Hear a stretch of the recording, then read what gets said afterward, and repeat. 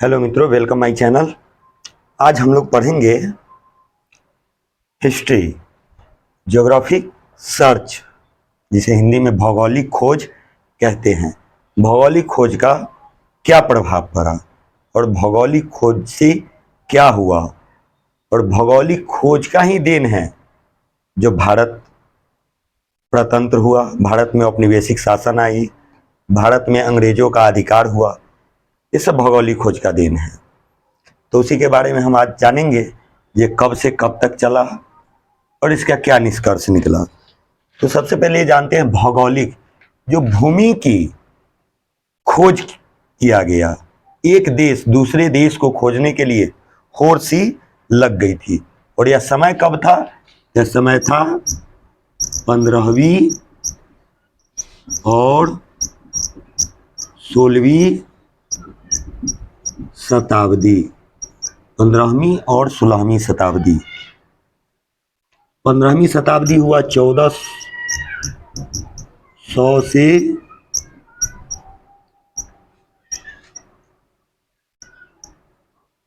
1500 तक, और 16वीं शताब्दी 1500 से 1600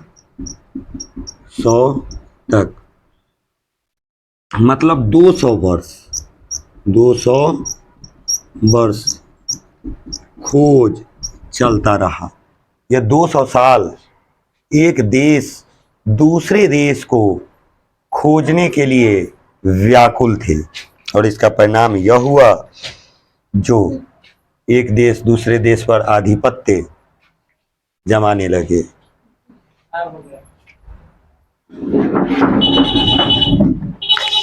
क्योंकि यूरोप में नए देशों और व्यापारियों के मार्गों की खोज करने के लिए होड़ सी लग गई थी। किसको? व्यापारियों। कौन? कहां से? यूरोप। यूरोप एक महादेश है, और यूरोप की जो व्यापारी थे वह बिजनेस करने के लिए एक देश दूसरे देश जाने के लिए बेचैन थे, और इसके लिए उन्हें रास्ता चाहिए था। इसी रास्ता को तलाश में उन्होंने एक देश से दूसरे देश का खोज आरंभ किया। जब खोज आरंभ किया तो इन अभियानों को अपने अपने देश के जो शासक था, राजा था, उसका समर्थन मिला। क्योंकि इसका खोज कौन किया? नाविकों ने, जो समुद्र में नाव चलाता हो। और जब यह पता लगा तो परिणाम इसका उत्साहवर्धक सिद्ध हुआ, और जब उत्साहवर्धक सिद्ध हुआ तो इन यात्रियों ने परिणाम स्वरूप सिर्फ नई दुनिया का पता लगाया, बल्कि पूर्वी व्यापार के नए और बेहतर मार्ग ढूंढ निकाले। इनमें व्यापार वाणिज्य का विकास तो हुआ ही, साथ साथ एक बेहतर बृहत विश्व की अवधारणा तथा उपनिवेशवाद और साम्राज्यवाद का भी विकास हुआ। जब ये शुरू हो गया तो उपनिवेशवाद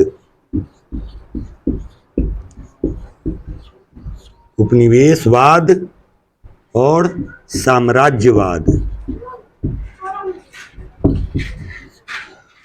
उपनिवेशवाद और साम्राज्यवाद का जन्म हुआ, जिससे बाद में विश्व इतिहास को गहरे रूप से प्रभावित किया। भौगोलिक खोज ने यूरोप में आधुनिक युग के आगमन की पृष्ठभूमि तैयार कर दी। जब आधुनिक युग, जो आज के युग देख रहे हैं, यह यूरोप ने इसका पृष्ठभूमि को तैयार किया था। अब हम जाने उपनिवेशवाद क्या होता है। उपनिवेश, भारत में अंग्रेज शासन किया था, भारत एक उपनिवेश था। किसका उपनिवेश था? तो अंग्रेजों का, अंग्रेजों का, मतलब व्यापारिक स्थल। क्या हुआ? व्यापारिक स्थल।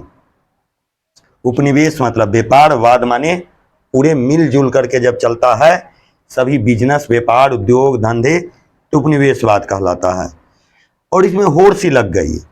होड़ क्या लग गई? तो तो इसमें होड़ यह लग गई, जो भारत में सबसे पहले 1498 ईस्वी में वास्को डी कालीकट बंदरगाह पे वो पधारा था। यह 1498 ईस्वी में आया, और जब भारत में आया तो इसने यहां से क्या किया, गरम मसाला का व्यापार किया, यहां से ले गया और एक दो नहीं बल्कि 60 गुने मुनाफा पे यूरोप में बेचा। वास्को डी गामा जो था वह पुर्तगाल का रहने वाला था, पुर्तगाल वासी था, और यहाँ आया तो यहाँ से व्यापार उसका प्रारंभ हुआ, और यहाँ से सारे गरम मसाला यूरोप में लेकर के गए और 60 गुने मुनाफा पर बेचे। कारण क्या था? कारण यह था कि यूरोप एक ठंडा प्रदेश है, वहाँ की जलवायु, वहाँ का वातावरण ज़्यादातर ठंडा रहता है, और जो ठंडा रहता है तो वहाँ के लोग मांस खाना अधिक पसंद करते हैं। जब मांस खाना अधिक पसंद करते हैं तो उन्हें अधिक से अधिक स्वादिष्ट मांस चाहिए, उसके लिए उन्हें मसाले की ज़रूरत होती है, और मसाला भारत से निर्यात किया जाता था।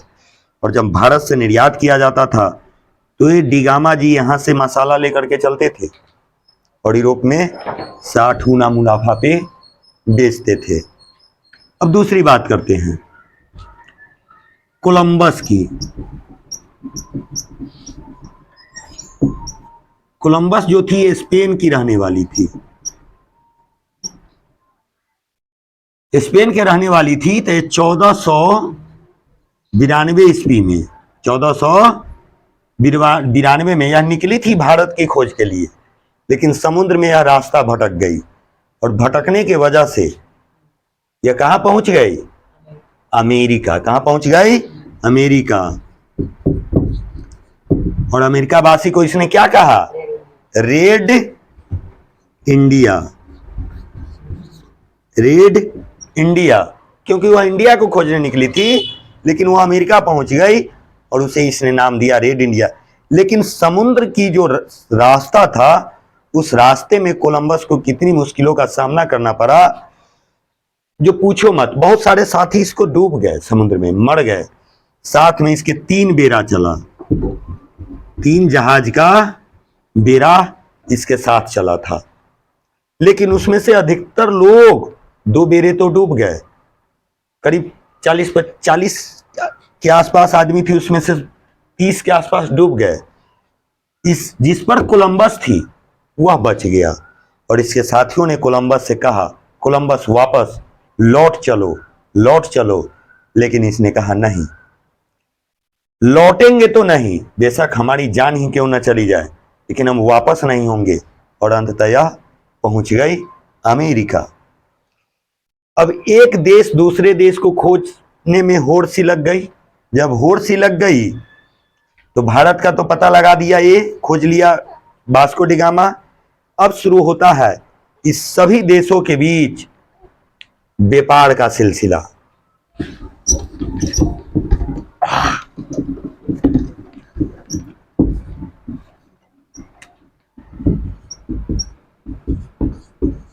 व्यापारिक सिलसिला जब प्रारंभ होता है तो भारत में सबसे पहले कौन आए? पुर्तगाल। 1498 में एक तो व्यापार भारत से इसका होने लगा, अधिक से अधिक मुनाफा कमाने लगा। इसके बाद आ गए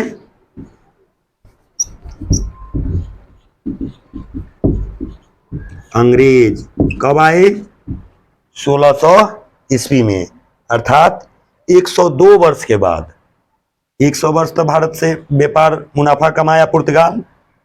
जब अंग्रेज 1600 ईस्वी में आए तो अब अंग्रेज और पुर्तगाल में टसल, दोनों के बीच व्यापारिक मतभेद प्रारंभ होना शुरू हो गया। इसके बाद आ गए डच। कौन आ गए? डच। जब डच भारत में आए फिर आ गए कौन? फ्रांस। अब भारत में 1 2 3 4 4 कंपनियां थी। अंग्रेज का था जो एलिजाबेथ ने 15 वर्षों के लिए अधिकार दिया था पूर्वी देशों में व्यापार करने के लिए, ठीक है, वह था ईस्ट इंडिया कंपनी, जिसको कितना एक अधिकार मिला?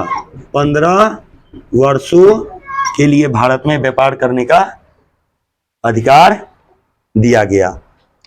अब लोग अंग्रेज इसमें पूरा सबसे अधिक दिनों तक टिक गया। इसके पीछे का कारण क्या था? इसने सबसे युद्ध लड़ा, अंग्रेजों ने सबसे युद्ध लड़ा, अंततः पुर्तगाल से युद्ध लड़ा, उसको भगाया, डच से युद्ध लड़ा, फ्रांस से युद्ध लड़ा, ठीक है, जिसमें वांडीवास का युद्ध काफी प्रसिद्ध है। अब ये जानते हैं तो ये तो हम समझ गए। अब भारत की जो जनता थी वह पिस रही थी।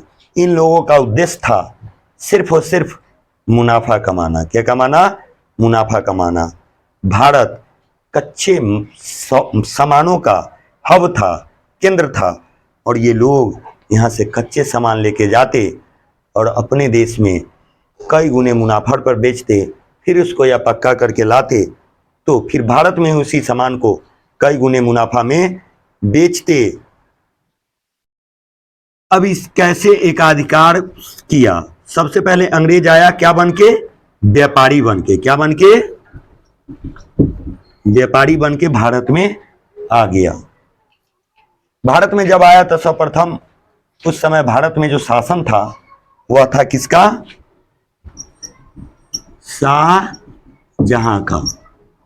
शाहजहां का। शाहजहां के दरबार में कुछ अंग्रेज गए और व्यापार करने के लिए कुछ उपनिवेश मांगे। लेकिन इससे पहले एक रोचक कथा यह मानी जाती है कि शाहजहां की एक बेटी थी जहांआरा, जिसकी उंगली जल गई थी, और ये अंग्रेज अपने साथ कुछ दवा लाए थे, ट्यूब लाए थे, वो दिए, उससे उसे काफी राहत मिली, और कल होकर के बादशाह खुश हुआ और अंग्रेज से पूछा क्या चाहिए तुम्हें? कहा महाराज हमें थोड़ा सा जगह चाहिए व्यापार के लिए, तो इसे इलाहाबाद का स्थान दिया गया। धीरे धीरे वह विस्तार करने लगा। फिर वह व्यापारी बादशाह को टैक्स देने लगा, जब हम जो व्यापार करेंगे मुनाफा कमाएंगे उस पर टैक्स देंगे। बादशाह भी अपना कहा चलो करो, करते करते विस्तार होता गया। अब परिणाम आता है जो धीरे धीरे धीरे धीरे यह फैलता गया। उस समय भारत का सबसे जो विस्तृत राज्य था वह था बंगाल।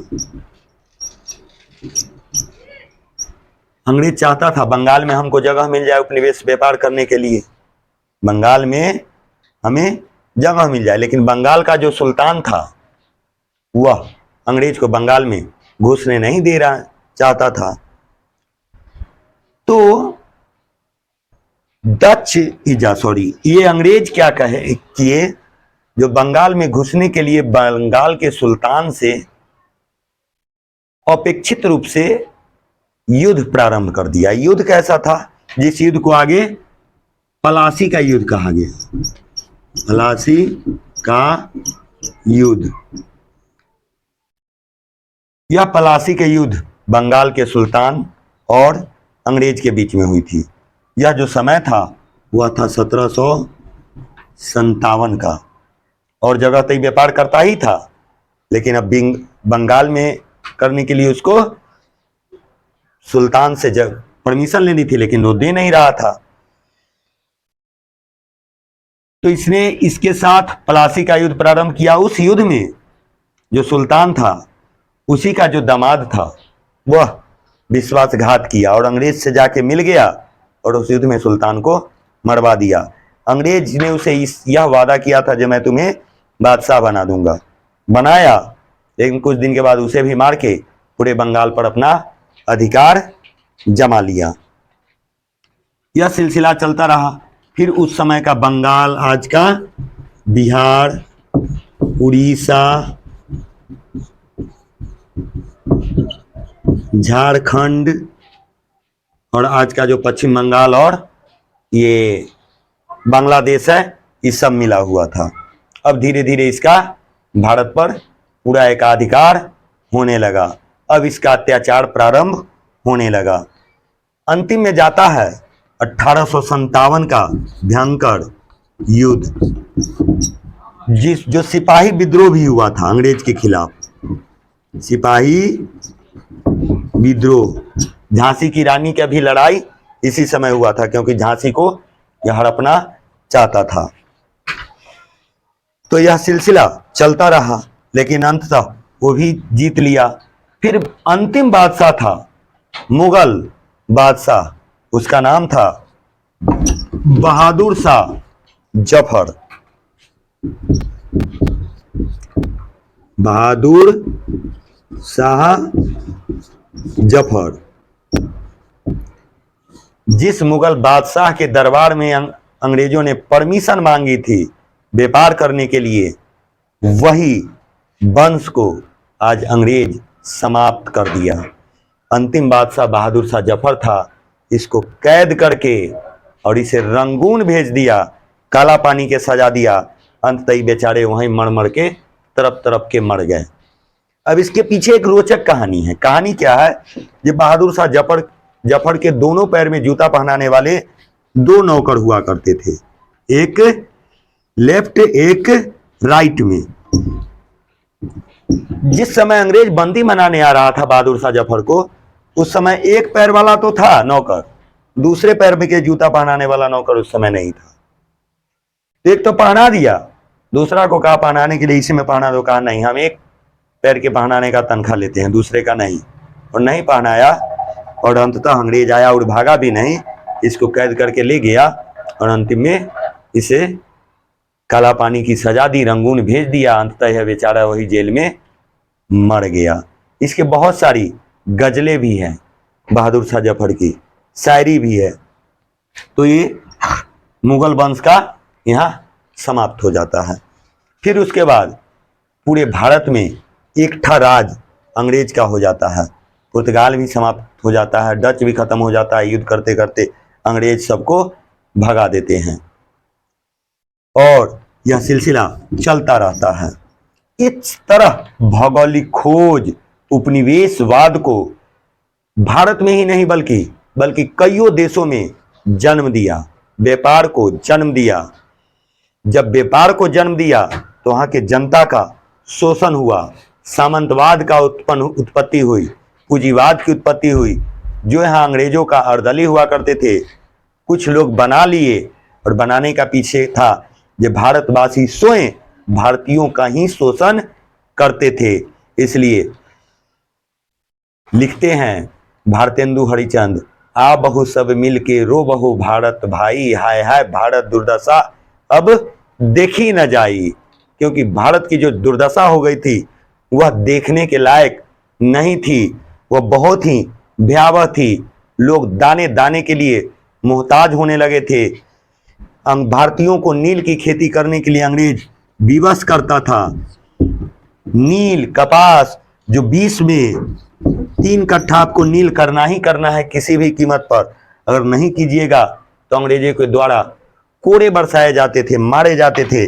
यह जो सौदा होता था नील, जिससे कलर किया जाता था, ठीक है, उसे ले जाता था, फिर उसको तैयार करके फिर बेचता था। इसमें जमीन की उर्वरा शक्ति छिन्न हो जाती थी, किसानों को अधिक मेहनत लगता था, लेकिन उतनी आमदनी से नहीं होती थी और किसान मजबूर होकर के डर से करते ही थे। और इसका विरोध बिहार के चंपारण से प्रारंभ होता था। ये था भौगोलिक खोज, जिसका प्रभाव भारत पर पड़ा, और इसके प्रभाव में भारतवासी को 1-2 नहीं बल्कि 1600 से 1947 तक रहना पड़ा, और इस बीच इसके शोषण के सिवा और कुछ नहीं मिला। धन्यवाद।